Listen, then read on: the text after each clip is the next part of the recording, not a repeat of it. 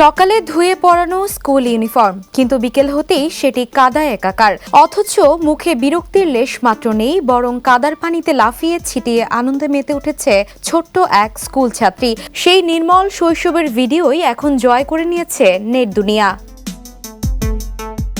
সামাজিক যোগাযোগ মাধ্যমে ভাইরাল হওয়া একটি ভিডিওতে দেখা যায় ভারতের একটি স্কুলের ইউনিফর্ম পরা এক ছোট্ট ছাত্রী স্কুল বাস থেকে নেমেই রাস্তার পাশে জমে থাকা কাদা পানিতে লাফালাফি শুরু করে। মুহূর্তেই তার পরিচ্ছন্ন ইউনিফর্ম কাদায় মাখামাখি হয়ে যায়, কিন্তু তাতেও তার আনন্দে কোনো ভাটা পড়ে না। ভিডিওটি প্রকাশের পর সামাজিক যোগাযোগ মাধ্যমে হাজারো মানুষ নিজেদের শৈশবের স্মৃতি মনে করে আবেগঘন মন্তব্য করেছেন। কেউ লিখেছেন, এটাই তো আসল শৈশব। আবার কেউ বলছেন, এমন নির্ভেজাল আনন্দ এখন খুব কমই দেখা যায়। ছোট্ট মেয়েটির নিষ্পাপ হাসি আর কাদা পানিতে ভরা আনন্দঘন মুহূর্ত কোটি মানুষের মুখে হাসি ফোটাতে সক্ষম হয়েছে। Desk report, the news.